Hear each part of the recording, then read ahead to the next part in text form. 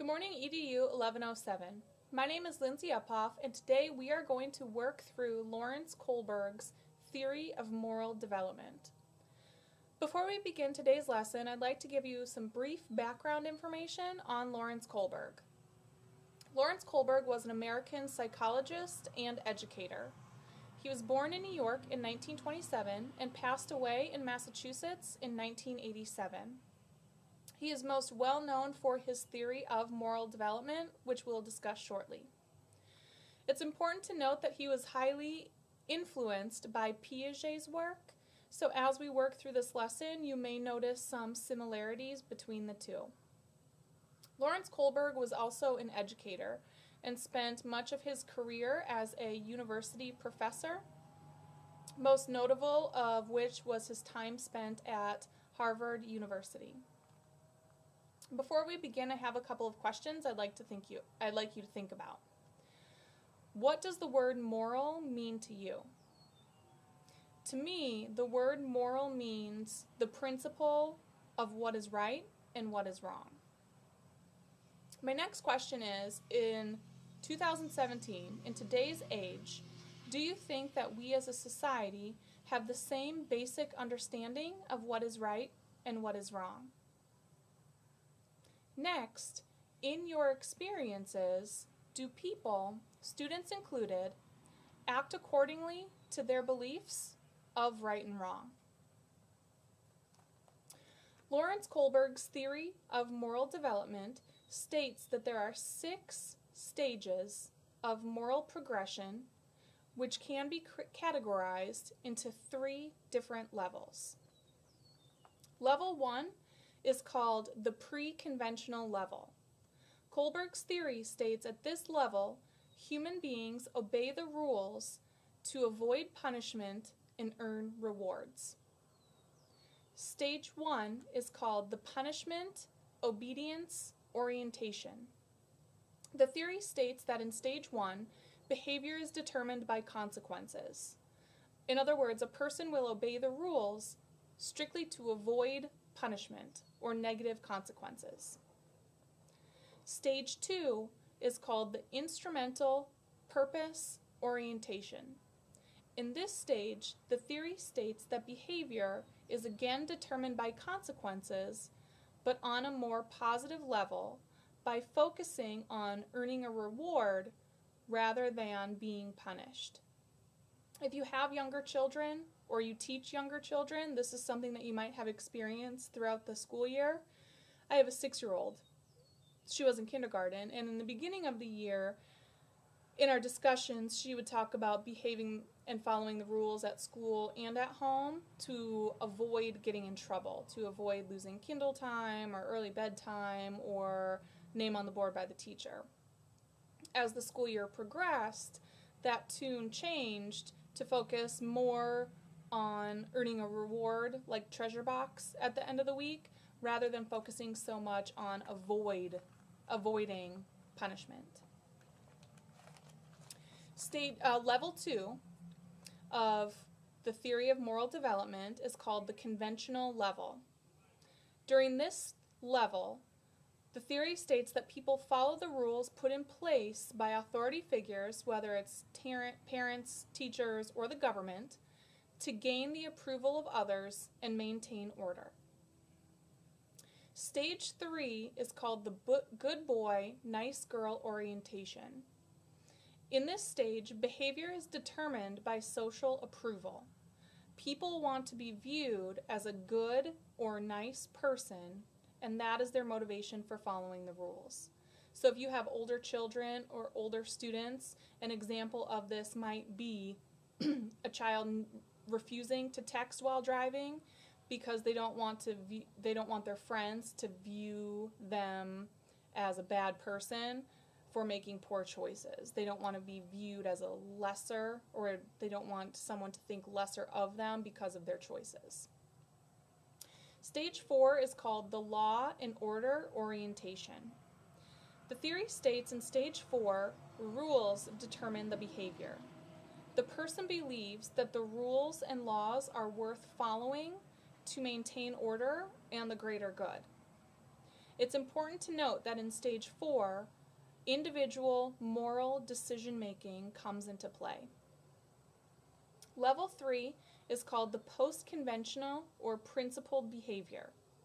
In this level, people think more abstractly and view the situation from multiple perspectives or points of view. Stage 5 is the social contract orientation.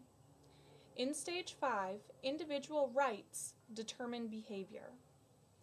Rules are in place for a reason. However, there are exceptions to every rule.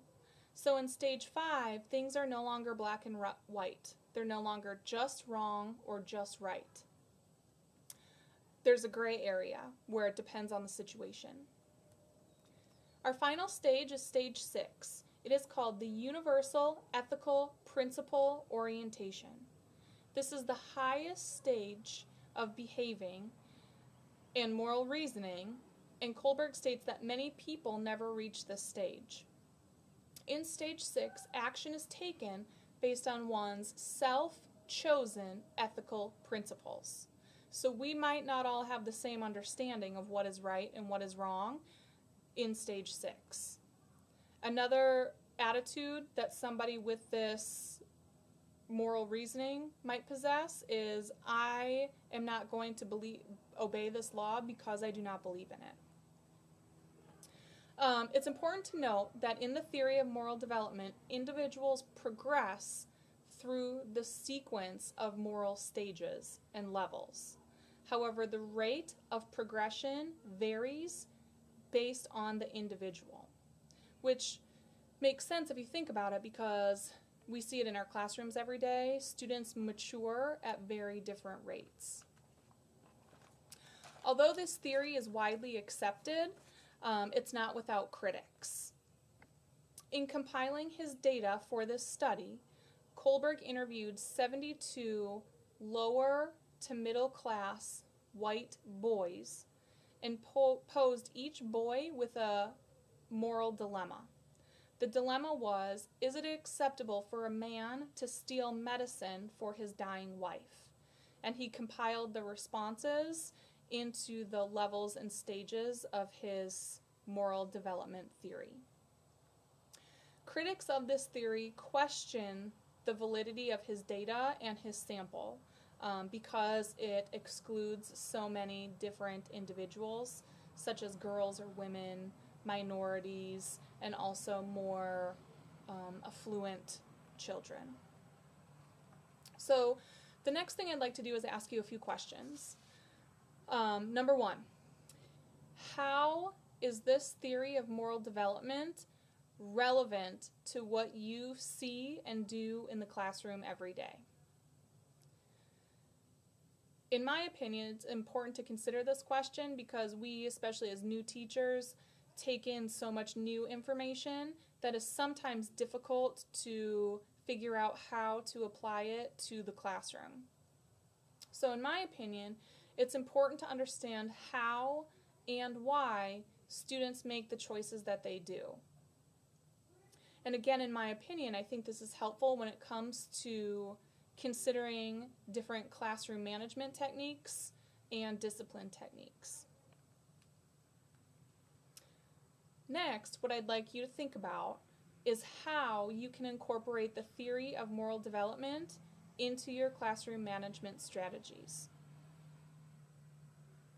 How could having even a basic understanding of Kohlberg's theory help you in your classroom management and discipline practices?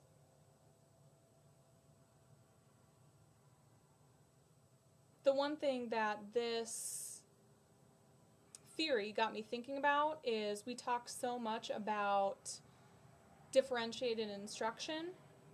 This theory got me thinking about differentiated discipline, using every incident in the classroom as a teachable moment to help students progress in their thinking and understanding of what is right, what is wrong, what is acceptable, and what is not acceptable. So in that, what I'm going to try to incorporate into my classroom next year, consistently is the main word in this sentence, is behavior reflection worksheets. Whenever there's inappropriate actions or behaviors in the classroom, I'm going to have the student fill out a behavior reflection worksheet that causes them to identify the inappropriate behavior or action, why that behavior or action was taken, how it impeded their education or the education of others, and how they are going to prevent it from happening again. This will help me determine, I think, what steps are appropriate in the future, and will also act as a data tracking tool to really monitor the students' thinking and how they can improve that in the future.